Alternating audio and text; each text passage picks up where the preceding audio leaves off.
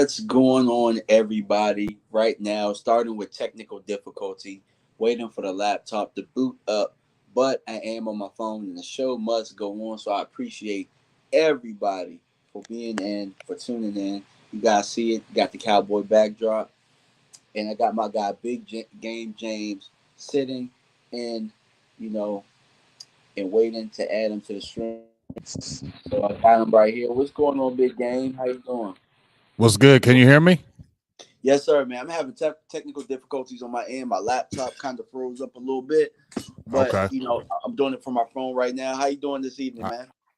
I'm doing real good. Doing real good. Really appreciate the invite tonight. So, hey, I love it, man. Let's do it. Yeah, definitely. So, obviously we're gonna talk a lot of Cowboys stuff, but when I found out that you were a big boxing fan, I know that you getting in the gym a little bit, man. That definitely piqued my interest a little bit, and I was like, man, I got to get you on the show. Hmm. And with the big fight this weekend, and then the fight that happened last week, I figured it might give the Cowboy fans a little bit something different to see, us, chop it up about the Cowboys and chop it up about that sport. Boxing has been pretty hot lately, so you know. We're gonna come. So what we're gonna do right now is, I don't have any formal questions or anything like Okay. that, but we're Hmm. just gonna chop it up and we're gonna Okay. we just gonna talk about the OTAs, the season, and all of that type of stuff. Sound good? Sounds good. Let's do it. Yeah. And we'll mix it up a little bit too with some fan Q&A. We'll make it a little bit fun, a little bit fresh. So Okay. a lot of people don't know that a lot of guys like us, we chop it up on the side anyway. So I guess Right. they get Right. an opportunity to see that. But you know, while we're talking Cowboys, man, like what were some of your big observations from some of the OTA stuff? Being that the media wasn't allowed to be in there like that, but Really just listen to what I listen to a lot of the beat writers, and I talked to a few of them anyway. Kyle Humans is one of them. But one of the things that really stood out to me was the Chauncey Golston adding 20 pounds. My guy is actually training him. Shout out to my dog Brandon Tucker. He usually they send the Cowboys players to him, a lot of the defensive players in the offseason to train with them, and he's had quite a bit of them the last 3 years. So he's got Golston this year. He's got Gallimore, and he had somebody else. So really, just I thought Golston was more of an inside player than outside player. Even when he came out of Iowa, I thought that's what his position was going to be because he was a little kind of basic on the outside with his pass rush moves. I thought he was quicker on the inside, and for see them put 20 pounds on him, I feel like they already had a plan for him, dog. I feel like they had a plan for him sliding in that inside because I think they saw that too, is that he is good on the inside, even though he might be a little undersized. He has that quickness and strength, and I think that they're going to try to utilize that in Quinn's defense. but with so many of the, with so much of the depth being inside, I mean, obviously there's some edge guy, but wouldn't you think sliding him inside would possibly hurt him and maybe the long run of putting together the roster? It could, because I know that a lot of people in the streets was comparing him to Tank, like he's a young Tank on the outside, and he played a lot on the left end. It could, but the way the Cowboys think, they like guys that can play multiple. That's what they do. They don't want a guy that can just play one position. If you look the way they do, they like you be able to be versatile and play multiple positions. So it could, but you know how the Cowboys like it, man. So I feel like if you're going to have Tank on the outside and you have Golston backing him up, I still think it's good because we don't know if a Tristan Hill's even going to make the team. You know what I'm saying? So they're still going to maybe need a 3 in there, and we got to still see if those ones are going to step up in Ridgeway and Bohanna, because Gallimore still gets morphed over into that 1 and he plays that 3. So I think they had a plan that they want to get some rest, and I feel like they don't think maybe Hill's going to be on that roster, so maybe they were trying to push Golston kind of that route as well. Yeah, and to be honest with you, when you look at it from the outside, I think that Hill is on the outside looking in right now. And I mean, technically, if they wanted to have somebody that was on the outside looking in with the roster too, Gallimore technically ain't their guy either. Although we Right. love him, he's not Mm-hmm. their guy. You know what I'm saying? I agree. So yeah, it's something to definitely look at. I mean, obviously we know that Ridgeway is going to be here. You know what I'm saying? Mm-hmm. We know Mm-hmm. that Oates is going to be here. And somebody else that I'm missing right now, but it's also one of those guys, one of the young guys we drafted last year. Uh, It'll come to me. But yeah, Bohanna. Bohanna. Yeah, and then we just drafted. I believe we drafted another young guy too, right? Another one. I want to say. I think was it Bryant or something like that. I don't know if they drafted him, but I remember just really Ridgeway and Sam Williams. They're going to be, those are really the guys right now. And like I said, we'll see because I know Sam Williams can play both sides. He can play the left or he can play the right, and I know that's one of the reasons why they liked him. He's not just morphed on one side. So I think they're going to see, what they're going to do. They got Dante Fowler. They got what's good, Gina. They got Dante Fowler and the Dorrance Armstrong Jr. I mean, they signed him to a 2-year deal. He had 5 sacks. He had a career year, so I think he's going to be in the mix as well. So, we'll kind of see how they roll it. But I believe they always want to have multiple guys that can play multiple and not pigeonholed in one spot, so they can do a lot of different things. Yeah, definitely. And speaking of people that gained weight, so from what I understand, CeeDee Lamb gained half an inch. Half an inch and 10 pounds. You know what I'm saying? Like, yeah. I mean, what do you think about that, man? I mean, he was already 6'2". Yeah, I mean, I'm gonna be honest with you. I love CeeDee, okay, but when we had a show, shout out to my guys, Law Nation, Boss Cowboys, and OC. When we did our show Tuesday, we were talking about that in particular, and we played the interview of Bobby Belt. And Bobby Belt was talking about how they were wondering if CeeDee Lamb had that alpha energy. They're curious. They were saying that when they drafted him a few years ago, they had these high expectations, and in the building they feel like, we don't know if he's met those expectations. So year 3 is huge, and he's saying, I'm the guy, I've been waiting to be the guy. So to me, DMV, this is a huge 3rd year for CeeDee Lamb to see because I feel like if he doesn't really take that next level that they think, I feel like that's when they're going to start the process of moving on and going with somebody else, because I feel like that's how the Cowboys do. Okay, hold on real fast, man. All right. Okay, back up. All right, how are we now? We good? Can you hear me? Yeah, yep. All right, cool. So we got the laptop booted up, and I got to keep the phone just in case. But yeah, appreciate everybody for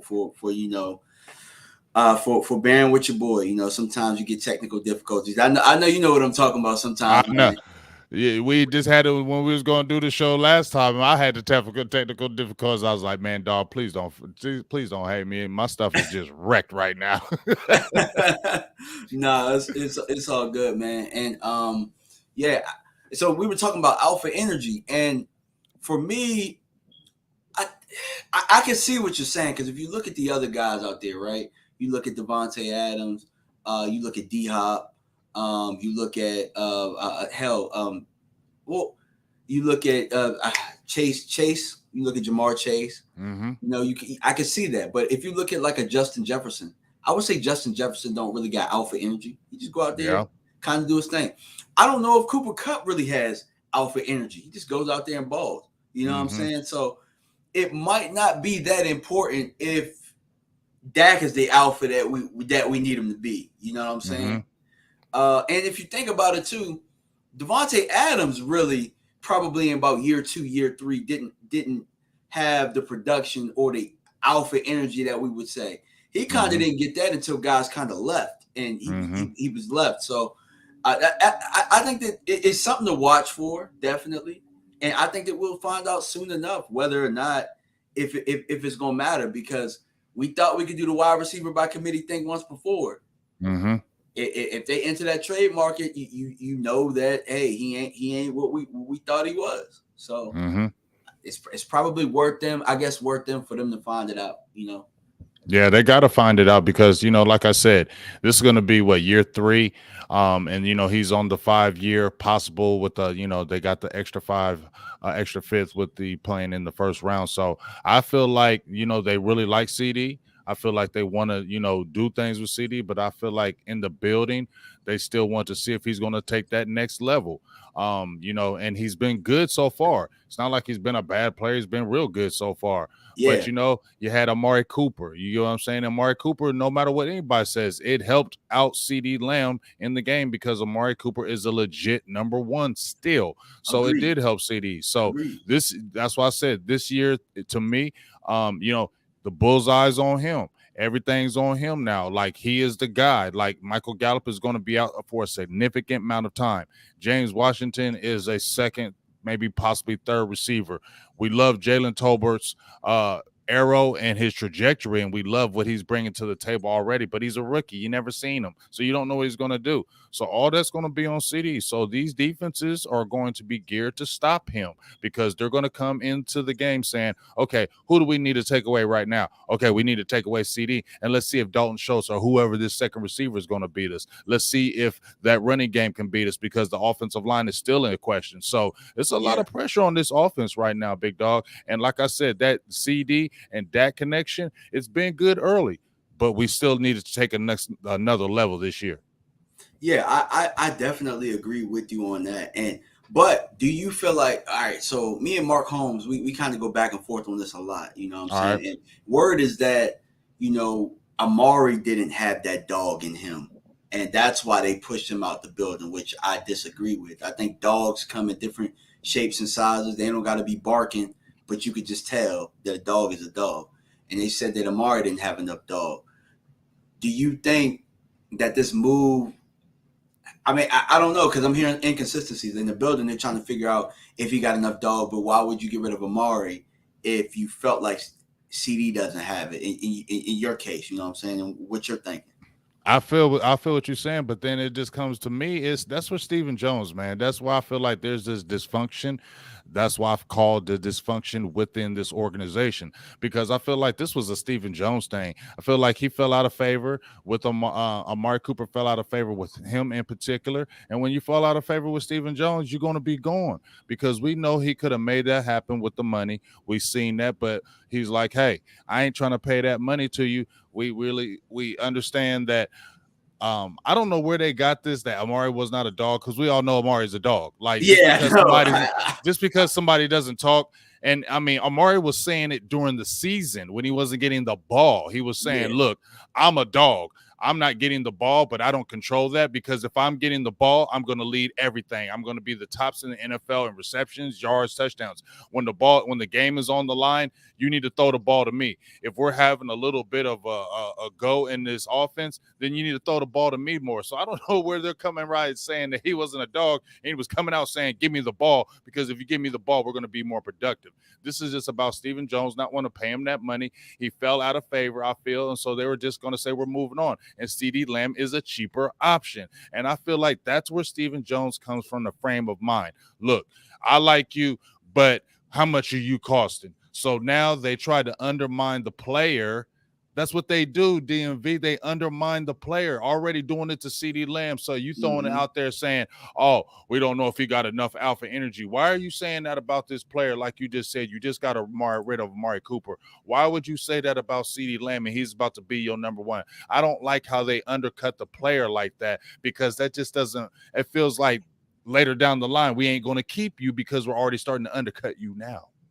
Agreed, agreed. And looking at the OTAs with James Washington in the boot, and looking at Jalen Tolbert already on the courts and stuff like that, would it make you feel? Would it make you feel at ease if they went ahead and signed a veteran to come in, I've like been maybe T.Y. I Hilton? I've been wanting that. I think they made a big mistake not getting Jarvis Landry. The two players I said at least get these two in free agency would be Anthony Barr, linebacker, and Jarvis Landry. You saw what Jarvis Landry signed over for the Saints. It wasn't an inordinate amount of money. You could have made that happen. And like I said, Gallup is going to be out a while. I don't know why they're trying to fool us and tell us, oh, Gallup's only going to be out a couple games. You still talking about Yeah, Jabril Cox we're taking our time with Jabril Cox. We're bringing him along slowly. This dude tore his ACL like mid-season. So you're telling me a dude who tore his knee up at the end of the season, dude, he's gonna miss so much time. So the thing is, if you got that going on, man, you got to make something happen. So it's just kind of funny how they just kind of bring it.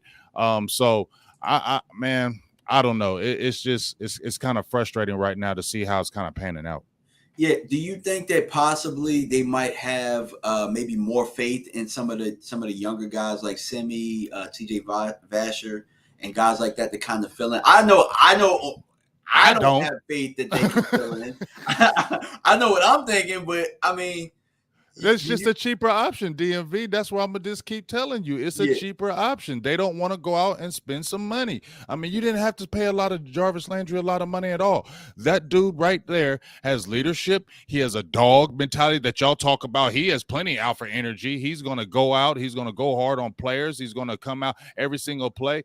That would have been a great number two right now when you need an offense. So you're going to put your faith in TJ Vasher. We haven't seen no TJ Vasher. He wasn't drafted. You're putting your yeah, hope in Simi Fehoko. I like what he can bring, but ain't nobody thinking Simi Fejoko's coming in there. He's a 5th-round draft pick, and you're already talking about making him a hybrid player. You're not even letting them say at receiver. You're talking about converting him to a hybrid like a tight end. So come on, man. They got yeah. confidence, but I don't know where the confidence is to think that they're just going to come in and do this and that. Because we thought they had all this confidence in the world back in the day, DMV, with the receiver by committee, and that fell flat on the face.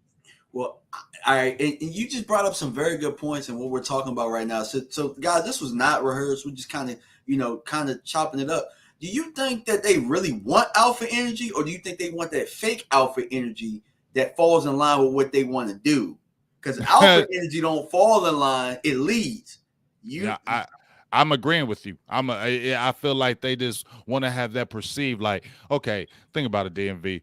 What are everybody saying that we got manhandled in the Niners game, right? Right. yeah, So now that's everybody's talking about how we got beat up and dominated. Now all of a sudden, everybody got to have alpha energy that come up in the building. You draft players, they got to have that alpha. They got to have alpha energy coming in. Like, come on, man. Look, they just need to be good players that's going to bring it every single day. Y'all talking this alpha energy, man, just like you said, Amari Cooper, he had it. You had Dez Bryant, who had plenty alpha energy, and you got yeah. rid of him. So what are you talking about this alpha energy? And Dez had all that, and you're like, nah, that's a little too much. So I think it's a little fake. They just wanted to sound good in the building to like, oh, we coming hard. We ain't taking out no stops. We gonna have guys that are just this, and this. I think it's just they're just talking about it in the building to make it sound good. Put it on the field, man. Facts, man. And then you could have signed probably one of the most alpha players of all time who wanted to come here, in Von Miller. Right. And you was gonna pay Randy Gregory 5 years, $70 million. I mean, I'm not gonna say Randy's an alpha, but I do know Right. Vaughn is. So if that's what For you sure. want, what the hell are we talking about? You know? Exactly. He would have really got that defensive line together right now. You're going to tell me people aren't going to fall in line with some Von Miller? People aren't going to sit there and follow what he's got to say? That's plenty. And you could have made it happen, but you didn't because you want to save money. And like I said, it sounds really good, but let's put it on the field. Yeah, absolutely. So back to OTAs a little bit, man. I heard some really good things about Marquis Bell from the Cowboys beat writers. I already knew. I did a video on him. I knew what he could bring to the table, man. Do you think that he makes the roster this year? I think he does. And the main reason why I don't know if he's going to be one of those guys that's going to be on the active roster. I think he's going to make the team. I think he's more practice squad because if we really look at it, DMV, I feel like we're settled here at Curse and Malik Hooker. And you still got Donovan Wilson back there in the fold. We'll see what's happening with Mukamo. Are they going to put him back at corner? Is he going to go back to safety? So I think there's a plan because of Mukamo. If they say, well, let's try to put him back at corner, I think there could be the spot for the Marquis Bell. You know what I'm saying? His trajectory. Yeah. And plus, they're talking about putting him in multiple positions, maybe playing like the big nickel, like the J-Ron Curse. And I think they see that in him. And so maybe they might be trying to bring that as the upbring, as the second coming of that when maybe Curse may not be there. Yeah, and he's an excellent tackler. And from what from what I've looked at, I can't see why he wouldn't be a good special teamer that could come in and contribute. And I mean, really, if you think about it, you named him. You said Donovan Wilson, but Donovan Wilson hasn't been healthy. and he's not their guy. He's not one Right. of their guys, man. Mm-mm. So I've always thought if things were even there, they're gonna make that move. Mm-hmm. I mean, that's kind of what I thought, but I mean, it doesn't hurt to have Donovan Wilson, but I mean, you just kind of look at, okay, Donovan Wilson was with the old regime, Mm-hmm. and I mean, we kind of forgot about him last year. Right. Yeah, He went, it looked like the team forgot about him. You know what I'm saying? But you know what I think one of the biggest reasons is DMV is his health. I mean, I like Donovan Wilson, man, but he's always injured. He I love the way he plays, but his body type doesn't fit his style of play. uh-huh. Because when he comes in there reckless and hard, he's breaking up his body. And I feel like that's why they said let's go with the Curse, because Curse can absorb that impact. He's 6'4", he's a legit 215, 220. And Malik Hooker, he's 6'1" and he's big, he's strong, he's like 215. So these guys have a little bit more thickness, can make more impact even when you watch them tackle. But I like how they can at least use a Donovan Wilson. You can flex him in different positions and move him in and out that rotation. But like you said, he's not with that new regime. They're probably thinking, hey, we're going to grow our new guys. And I think Marquis Bell, because they loved him in the draft, they probably loved him even more. They didn't have to draft him, and they got him as a free agent. So, yeah, when the regime likes you, and we know it, DMV, when the regime likes you, They like that kid. They like good. him, bro. They like him a lot already, and they didn't even draft him. That's crazy. And he already got an interception. They said he had the interception of Cooper Rush. Yep. Ran it back for a 98-yard touchdown. That's only helping him, and that's only making them feel good in their head, saying, "Yep, see, this is why we like him." Yeah, exactly. It's crazy. I kept trying to tell people, I'm like, bro, like in my video. That was a great video, by the way. Watch that video. I was like, dog, he didn't get drafted because he went to a HBCU. I'm trying to tell y'all, man. That's it. Like, that's it. That's the only reason. I'm telling y'all. Like, people are like, no, he went undrafted for a reason. I'm like, man, I know what I'm looking at, and I'm telling you, they knew that they could get him where they got him. Yep. Teams knew that. So they had to offer him an extra bonus, I believe, in order for him to come.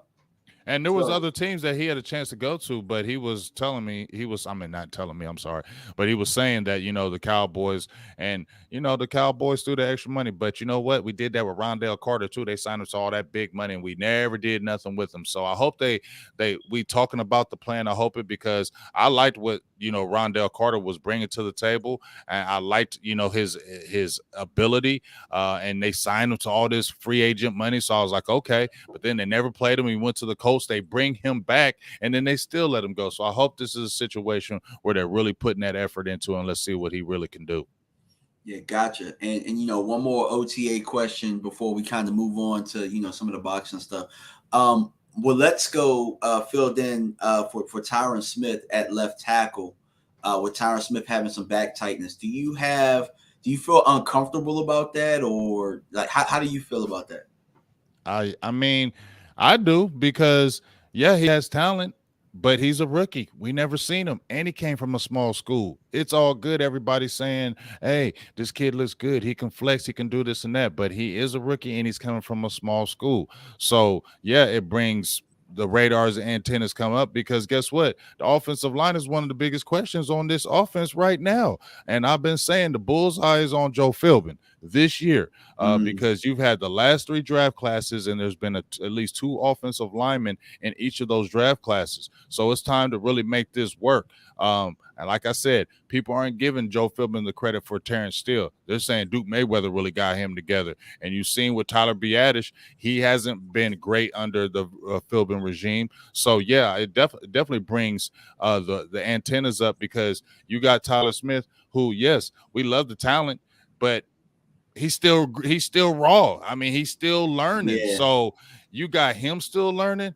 You don't have a veteran. And then when you were going with Ty Nashevsky, he wasn't really doing anything for you. So, and we know Tyron Smith is going to be out at least 3 to 4 games. So, and it's already happening. You feel me? What's up, Justin? It's already happening, DMV. And they say the same thing with him every year. Tyron Smith is in the greatest shape of his life. He just looked great. And then the next practice, Tyron Smith out for 2 weeks. Facts. Oh, he's just dealing with a little back tightness, a little neck tightness. Bro, what do you mean he's dealing with some back tightness? He's been dealing with that for the last 7 years. Yeah, bro. Like when that back go, man, the back and the neck, man, you never want to hear those type of things, man. You never do. Like for me, I felt uncomfortable. I'm like, look. Now, as much as I love Micah Parsons, it makes me wonder, like, man, if we just would have got Slater last year, man, we could have moved on. But I love Micah Parsons, the player. Don't get me wrong, but it was more so I not understand your necessarily that they angle. drafted Micah Parsons, but the fact that it's like y'all won't let this tyrant thing go, bro. Like, Man, let it go. yeah. I said years ago, try to trade him and get something for him. People was going off on me. Oh, you don't know what the heck you talking about, big game. I said, bro, 3 years ago, I might have been one of the people going off too. But shoot, I mean, it took 1 year after that, and I'm just like, man, I saw what the 49ers gave up. Oh, I saw what Washington got for Trent Williams, and I'm like, we can get way more for that for Tyron. man, like you see what I'm saying? And you could have got more. I mean, you could have got something for him a few years ago when he was still good. I mean, you're not hearing about them consistent injuries. You were hearing about them, but it wasn't like this. And I was like, man, get him while it's hot, because once he starts to downtrend, then they're gonna be like, nah, we ain't paying that money for no Tyron Smith. And you don't think these other executives aren't looking at the same thing? Like, we love him, but that back is hurt every single year. We ain't throwing that. So, and plus he's 30 now. 30 or 31, so it's not like he's spring chicken. So, and I love Tyron Smith. I ain't never trying to hate on Tyron Smith, but like you said, when you have a back injury, man, and your offensive lineman, you're putting stress on that back every single play. How are we going to think that he's not going to get hurt at least one? I mean, how are we not thinking that's not going to happen? I'm already booking 3 games, my guy. I'm already booking 3 games. Look at he hasn't played 16 games, I think, like in the last 6 or 7 years. And if you look at his career, it wasn't like he was killing it, staying healthy. Once he started getting injured, it's been like that every single year, at least minimum 3 games. Yeah, absolutely. And that was one thing that I fought with. But then, I had my guy Skywalker talk me into, all right, he's a Hall of Famer. Just not. Yeah, Skywalker loves some Tyron Smith. Me and him was going back and forth for years. Like, I'm like, man, I ain't talking about no Tyron Smith no more. He's like, you crazy, Jay. You're trying to get rid of him. I'm like, bro, you see what is about to happen? He's about to be hurt again. Yeah, now look where we at, bro. We got hurt receivers and hurt linemen. And guess what? In positions that we got rid of people. You know what I'm saying? Like, got rid of these people and everybody all beat up. All right, that was smart. Yeah. And then we ain't doing nothing with the money that we got. Right. Come on, bro. It ain't nothing but some Stephen Jones used car salesman stuff for us. That's all it is. Hey, listen, when Michael Gallup got hurt, and Lord forgive me, I understand how the angle I'm coming. When Michael Gallup got hurt, probably Stephen Jones was like, oh, yes, we got us a deal now. Because you knew right then, because I didn't think Michael Gallup wasn't coming back. Even if him not having a great year, he was going to try to get some money somewhere. Somebody was going to pay him. But when he tore that knee up, now it was already like Cowboys like, yeah, we can re-sign him because who's going to really go after him? Now we can undercut him with the deal. We don't have to pay him crazy amount of money because he's hurt. Stephen Jones probably just loved that, man. And I feel like that cheap way just don't get to the championships, DMV. But when he got hurt, for me, I was like no disrespect. I love Michael Gallup. I wanted to draft him when we drafted him, but I was like, well, we could just draft a receiver. We got Amari, we got CeeDee. Now just imagine Amari, CeeDee, Tolbert. Dog. You get what I'm saying? Like, no, what we talking about right here? Exactly. But no, I had to mess that up. Yep.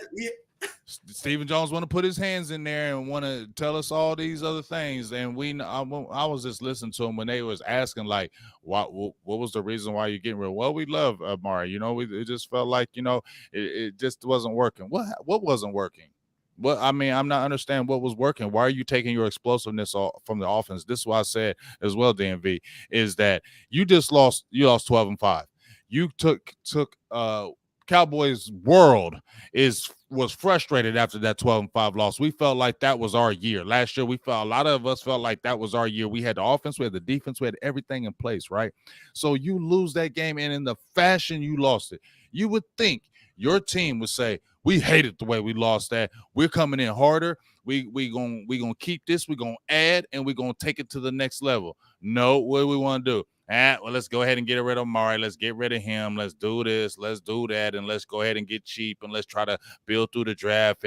And let's see what happens. That's what it feels like to me. That's what it feels like. Yeah, it does. It kind of feels like a rebuild. But it's also funny because it's just like they look like, if you look through that game, they try to make it seem like Amari wasn't playing well. like we lost because we got like Amari was getting punked. We didn't lose because Amari was getting punked. Nope, not at all.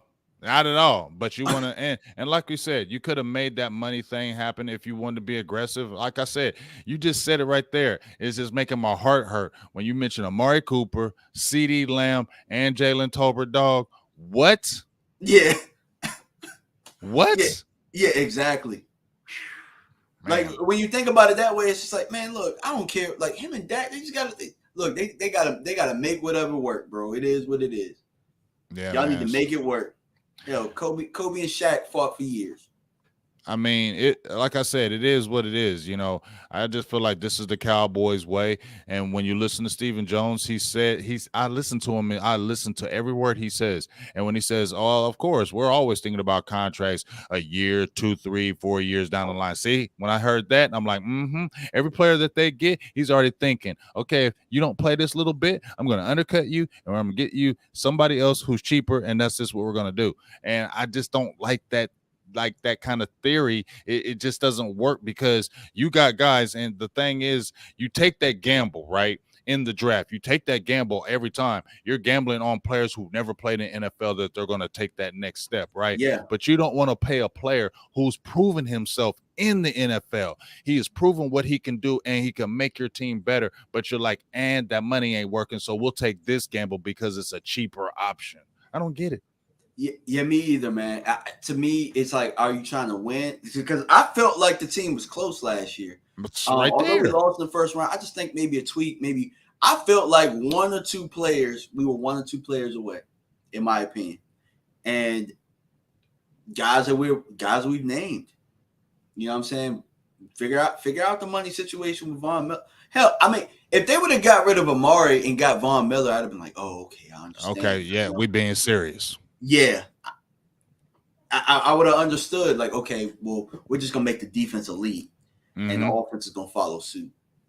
The defense, I still think is going to be really good. I think the defense is still going to be really good for the most part. We have everybody coming back, and you know what I'm saying, like Dan Quinn has a relationship. And he got the guys that he wanted. So defense, we don't have any question marks there. Offense, like we said, the areas that we had the areas that we created the question marks, we still have those question marks right now, Mm-hmm. and they're But gonna have to make something shake. But what's funny to me is that you're banking on a Dante Fowler just because he's a cheaper option. You knew what you had in Von Miller and you had Dan Quinn. You're banking on, well, Dante Fowler is a cheaper option and Dan Quinn is just this miracle worker. So let's just let Dan Quinn be the miracle worker. If you look at how they did it, they did the same thing with Ron Marinelli. Look how they had with Ron Marinelli. They let Ron Marinelli, when he first came in, remember Ron Marinelli's first year, they didn't have a great defense, but it led, I think it was tops in the league in turnovers. They were getting a lot of turnovers, a lot of interceptions in 2014. And so now Rob Marinelli, Marinelli, he came in and turning up, getting all them turnovers. Well, let's let Marinelli do it. And so Marinelli started let me do this. We don't need to get this type of player. Let's just get this player and let's do it like this. Remember how he was doing the bargain bin in the defensive line, the bargain bin shopping in the defensive line? Like, I can make it work. No, you can't. You can't make them orphans work in the NFL. They're not going to take you to the next level. And they kept on doing that because he was the miracle worker. Now I feel like they're doing that with Dan Quinn. And not saying I don't love Dan Quinn, DMV, but I just feel like now they're saying, oh, Dan Quinn was so good his first year. Now we can just get cheap players and let him work his magic. Yep. All right. So there, you can continue to talk, but right now we got some fan Q&A. So people, if you have questions out there, feel free. Before we enter the boxing portion, definitely want to hear everybody's voice and any questions out there. So we've covered pretty much the tackle position. We haven't talked about running backs too much. Have you heard anything really about any of the backs? I know that they can't really talk about, there wasn't really any contact or anything like that. But I heard that Pollard was lined up in the slot a little bit, and they had him and Zeke at the field on the same time. How do you feel about Tony lining up in the slot? I mean, I've been saying, man, let's use some Tony Pollard, dog. Like, I'm gonna just keep it real though, DMV. Now, when I heard them already saying, "Oh, they got Tony Pollard in the backfield with Zeke, or they throwing him in the slot," I ain't jumping up and down because y'all did all that before, and you relegated Tony Pollard to nothing. So show me it. Don't just talk about it. Let's get some consistency, because this is your most explosive player on the offense, in my opinion. And this dude should be able to get flares. You should be able to throw him in the slot. You need to get this kid in space. This is a contract year. You got to utilize your explosive players. So yeah, I like hearing that Kellen Moore is moving them around, but do it in the game, because we saw it in the playoffs. Where was he at in San Francisco? We saw in that Arizona game when you really needed him. He played like 8 plays in that game. So don't feel like, oh, we got to hand the ball off to Tony Pollard. No, do the 20 personnel, get both of them back in the backfield, but you got to put your best explosive players on the field, and he's got to play a lot this year. So they got to Yeah, you make it might have happen. to do more of that since you kind of thin at receiver right now. Yeah. You got bodies out there, but I mean thin as far as capability and what you need. I think that you could just be creative in that aspect. And Tony being able to line up and play a little bit of receiver, that definitely can help. And we know he's pretty solid in the passing game. But yeah, I mean, is Kellen Moore going to be the creative enough? This is like what, year 4? He's got to do it now. but from what I understood, Steven told him he was too cute or something like that. Like, and then we started getting a little bit more simple, which, I mean, I was listening to Brian Broaddus last year, and I was agreeing with him when he was like, Kellen Moore's got a plan at the beginning, but when he gets smacked up and they stop that, he don't got a counter punch. You don't got a counter plan. Yeah. And that's what it looked like when we watched our offense. Like when we was explosive and people didn't really figure Dallas out, we was rolling. But when people started kind of figuring out, maybe not, I don't know, like a blueprint, they were saying Denver was a blueprint. But when they started figuring out what that offense was, and they started seeing, oh, you're doing the same plays like kind of over and over. Okay, well, we're going to stop this. Show us what you're going to do. And then it was no counter move. And the offense became stagnant and stale. And then now you start to put Dak in all these funny, weird positions because you're not helping him out. Now, Dak had to continue to step up too, but you got to make it a little bit easier for your quarterback and put him in better positions with your play calling. I agree, man. And that's kind of how I felt about it. I felt like there was creativity in the passing game somewhat, but I just felt like we lacked the counterpunch, as you say, or the adjustments up front when it came to the run game. You know, if you look at what Arizona did, they really just kind of messed us up just with their how the gaps were played or shifting their defensive linemen pre-snap. You know, we didn't have any answers to that. You know, with all of those eyes, all those cameras, all that technology, we couldn't figure it out. We couldn't figure out how to secure that double team and get to the next level. It was nuts, man. It was just like watching chess, and we were just getting whooped, man. Mm-hmm. It was frustrating because, you know, I've been on the Kellen Moore train, and, you know, I've been saying, you know, I like the kid. You know, I felt like this guy could be the dude later on. But, you know, you got to get better every single year, DMV. You can't just stay stagnant. You can't rest off of what you did last year. You got to continue to grow and get better. So hopefully he's took this next step because to me, this is a critical year for him. You know, he was the darling kind of in the air when they were talking about potential jobs that got shut down for him. So I feel like if I was him, I would be coming in like, hey, I'm ready to show all y'all what I can really bring to the table. And, you know, he's really got to do it, man, because the offense is not what it was last year. So he's definitely, in my opinion, got to get even more creative with the players that you have right now. So do you feel like, so with that being said, are you opposed to Mike McCarthy saying, you know, I want more of the play calling responsibilities and I want you to tweak things as I see fit? Are you Nope. You don't want Mike McCarthy? No, I'm all with that. I'm definitely all with that with Mike McCarthy putting his hand in there because I need to see some more aggressiveness with that. Your job's on the line right now. If you don't make it to at least a championship game, you're probably not going to be here. Okay, so why wouldn't you go all out? And he's already said, look, I can coach. When the reporters were talking to him last year, I'm a winner. I know how to do this. Well, if you're the winner, you know how to do this, then jump yourself in there. And man, when it's getting crazy because you know how to do this, or during the week, game plan with him and say, hey, this don't happen, then we're going to do it this way. I want somebody to put their foot in there and put their foot down and say, no, This is how we're going to do it. This is the way it goes. And I don't care what nobody else says. We don't have that. Like you said, we got a lot of fake tough talk, but I want to see somebody actually go in there and tell people to shut up. I'm doing it this way, and this is what it is. We actually don't have that. We hear from the back, but I don't see it right there. And that's what we need. Yeah, absolutely, man. Yeah, definitely, man. And I think that you ended it perfect with what you just said, man. Job is on the line, bro. Job is on the line. One thing I do know about him, man, people can say what they want. They can say things got stale in Green Bay or whatever. Things look the exact same as when he left. But when he was calling plays over there, I felt it. I felt when he coached against us, bro. He made me nervous. He used to kill his DMV. That's what. See, here's the thing. Everybody's dogging Mike McCarthy, right? Mike McCarthy this, Mike McCarthy that. Do they remember how Mike McCarthy was stomping us? They don't, bro. Mike McCarthy was stomping us. He was whooping us up and down the building. Do we remember that? So that's why I was like, yeah, let's bring him in. And then he came over here, and the Cowboys castrated him. It was almost like they hired him just so he could stop whooping our ass. Right.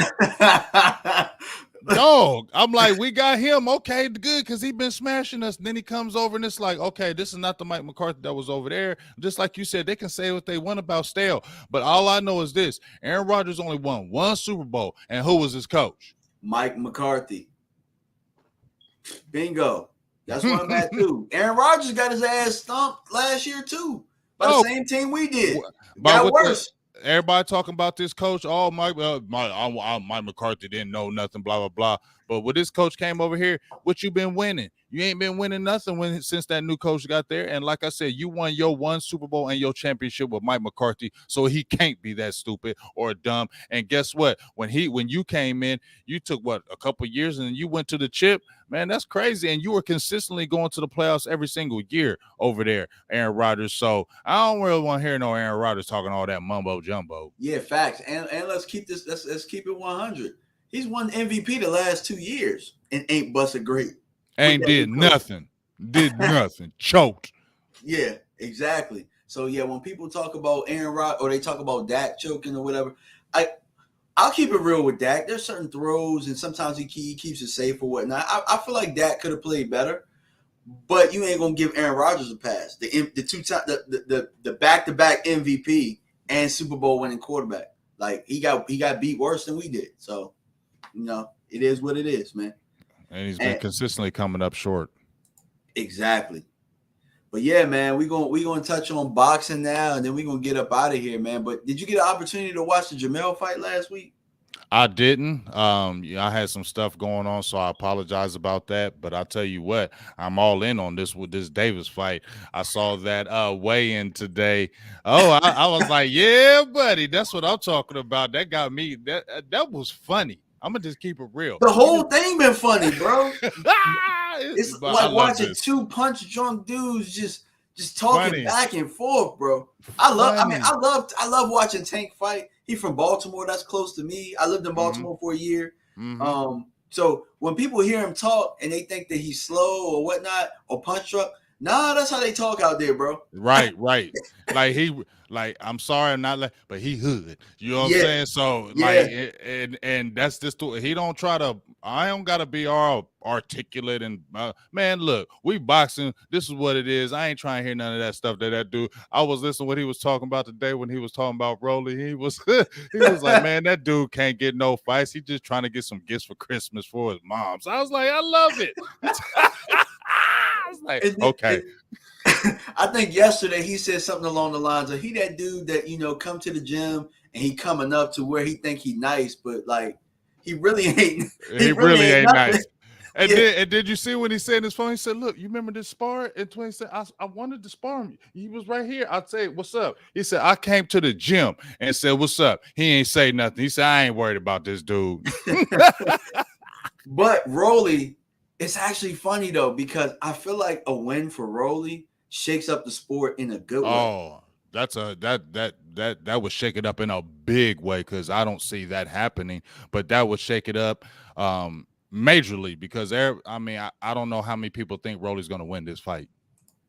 Man, look, there's a possibility that he can win. And hear me out, man, because I know Okay. what it looks like. And I Okay. hear all these guys. I hear Devin Haney. I hear Shakur when they talk about him and they watch him in the gym and stuff like that. What Rolly's saying about Tank is true. He gets touched up.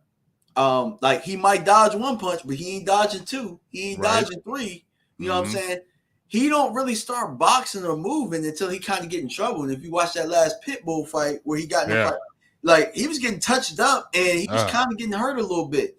And if he gets touched up early with Rolly might get lucky. He got a punch. We know he got a puncher's chance, but if he can get to him early, man, I don't see round one, but maybe two or three, man. Tank ain't if he ain't on his game, man, he might get hit, might get caught. Now, I will agree with you with that one because if you watch Rolly, he's an aggressive fighter. He ain't Yeah, somebody that's going to sit there and chill. He's aggressive. He got a good straight, and he will continue to attack. And I feel like that first round with all that talking, he's going to come out there very aggressive and go after Tank. Now, just agreeing with what you were saying is that he ain't like the Floyd Mayweather, is like he ain't blocking all those punches. He eats them. Like he'll take them. So the way Rolly has some power is like yeah, you said, if Rolly slipped one in there, and it could be bad because he's got the height, he's got the reach, and he's ultra aggressive. That's what the thing. He's uber aggressive, and plus he's probably trying to prove like, look, I'm trying to get my name out there. I'm trying to shut everybody up. So I think it's going to be it's I need to see Tank be a little bit more technical in this fight. I think yeah, he's got to maybe, be real technical in this fight, kind of just slow this fight kind of down and kind of pick and choose where he's going to hit him. Because like you said, if he tries to get into a brawl, keep some hands down, it could be one of them where they brawling out and Rolly slip one on him and bam, because Tank does drop them hands and take some hits. yeah. It's funny, man, and it's like if I'm Tank, for one, he has to show levels in this fight because he's a better fighter than Rolly. Mm-hmm. If you allow Rolly to stay in this fight or you lose to Rolly, everything you work for is gone. You know Right. what I'm saying? It's gone. You know what I'm saying? And if you watch Rolly fight around about rounds 4 and 5, that's when he starts to slow down because Mm-hmm. he loads up on all of his shots. Because it It's goes almost hard. like it's almost like watching the way he goes for a first round knockouts is like when you would watch an old Tyson fight. I was just about to I was just about to say that. He comes out there like bam, and like he is putting power, like he's like you said, he's putting a lot of energy into his hits. It's almost like it's kind of unorthodox because when you watch him fight, it's like he's uber aggressive. Like he'll almost be like WWF you and wrestle you because he's trying to hit you so hard. He'll go off balance because he's putting so much power in those punches. So I feel what you're saying with that. I didn't mean to cut you off, but I was No, just vibing what you said with that. yeah, definitely. So that's why I'm like, man, and I'm gonna be there. So I don't know if you knew, You I'm going. geek. I know. I was listening to your earlier show. You had was like 9 or 10 minutes. You said you're gonna be there. I said this lucky mudsucker.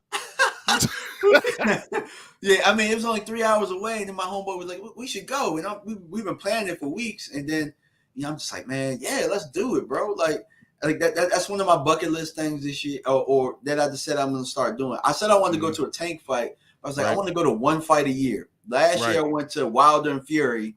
Uh, Ooh. that oh my god, bro, that atmosphere Oh was gosh. absolutely Man, I crazy. know you had probably. I would have had chills the whole daggone time. I know that Yeah, atmosphere was ridiculous, dog. absolutely.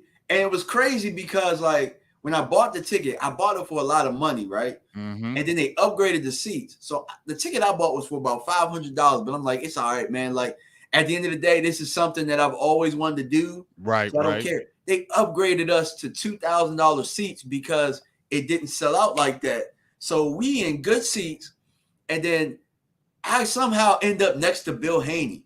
So I'm talking to Bill Haney Man. the whole time, bro. Now I didn't want to let him know, like, hey, I know who you are, Right. Right. but Right. I'm sitting there talking, and he's calling out stuff before the round. He's like, man, Wilder's tired. I'm like, no, he good. Then Wilder start getting tired. I'm like, oh my god, damn, Uh-huh. I yeah, didn't think I didn't think Wilder was gonna win that one, in my opinion. Just my opinion. I didn't think he was gonna win that. I feel like once a boxer kind of gets your number, I felt like he just had Wilder's number, and I know Wilder was banging, but I just feel like he had his number, man.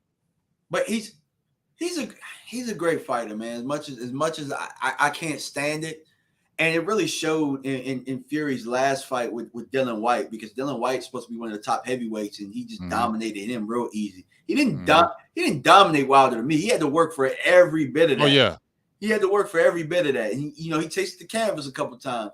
Like Dylan White didn't even come close to him. And so, but that's the type of event. Like, I mean, dude, me and the UK fans, we going back and forth. We talking trash. He put Wilder down. They talking trash. Wilder put him down.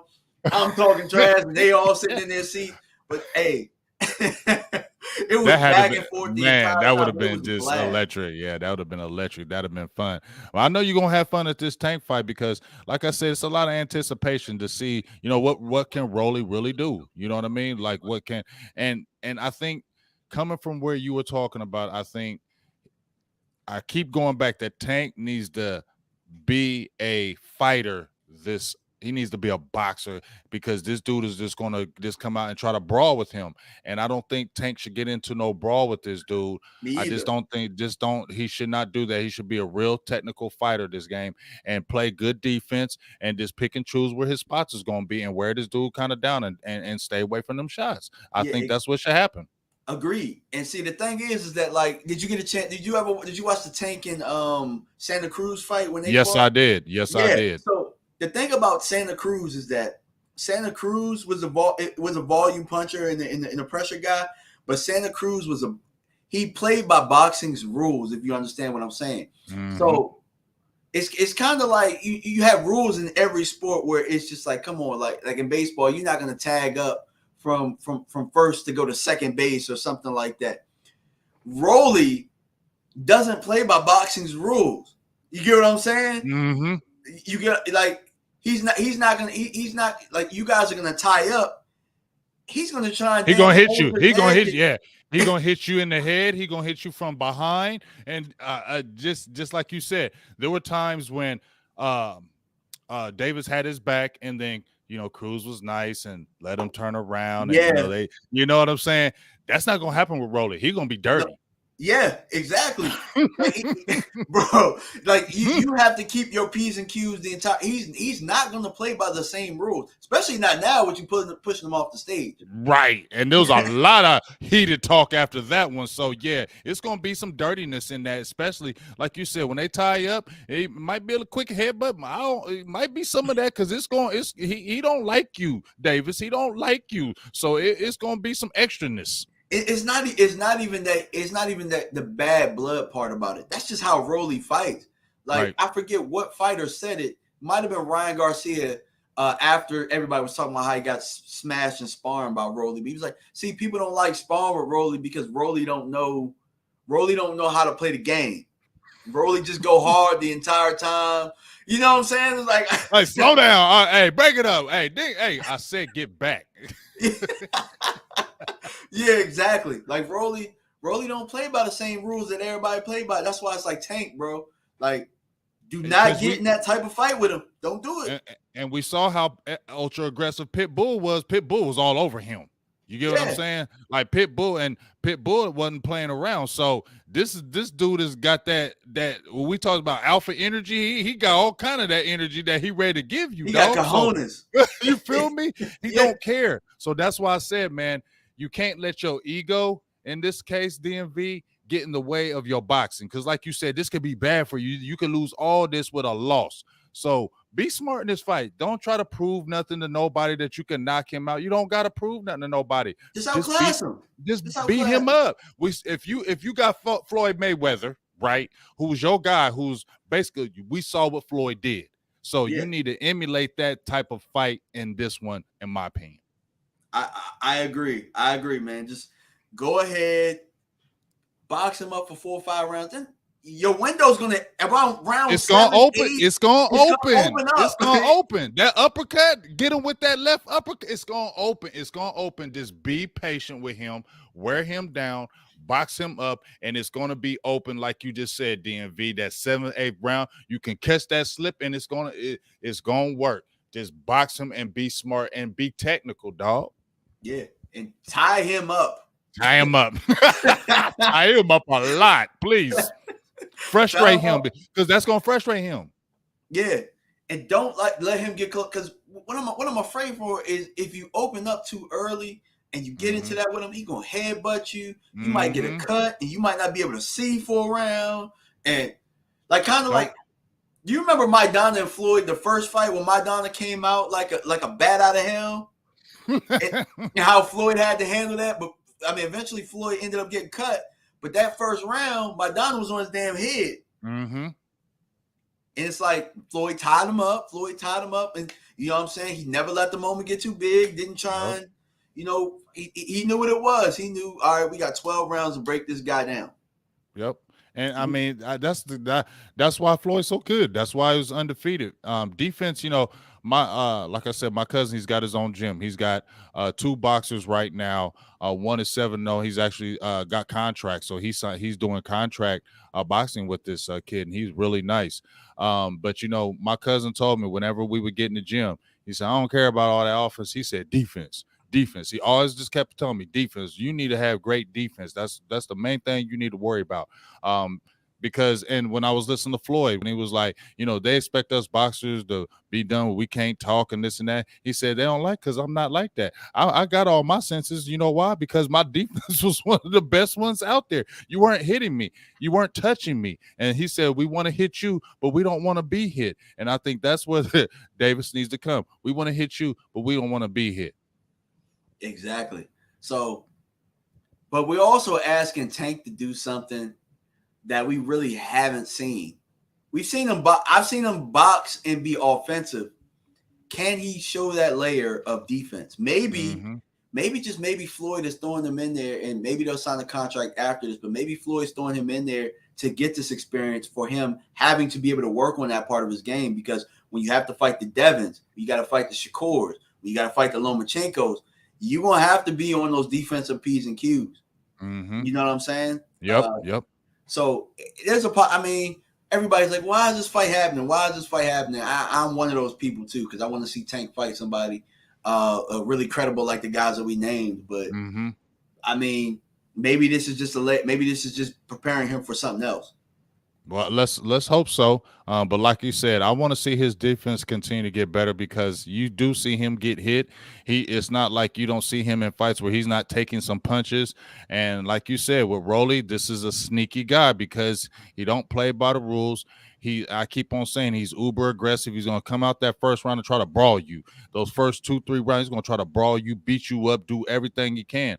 And like you said, I want to see him just be real technical in this fight, frustrate him, and show a real technical side to be like, okay, well, it looked like Tank kind of grew on that fight, so we want to see him take on these top dogs, and I want to see that kind of technical side because me personally, knockouts is all good, but I like seeing somebody beat you up the whole fight.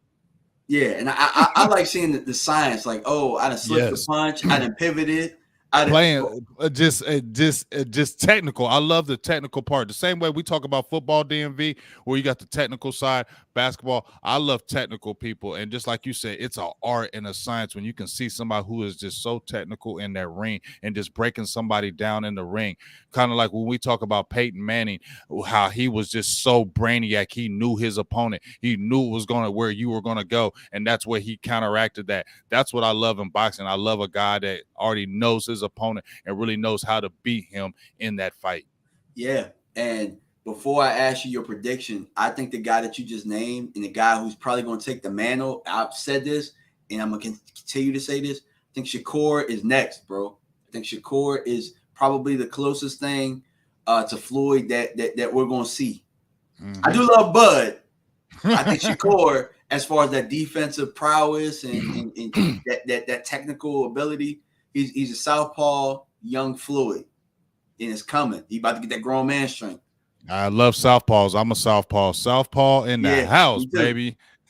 Oh, okay. So yeah, y'all don't like mess with them southpaws, dog. Yeah. So, what's your prediction on this fight, man? What do you think happens?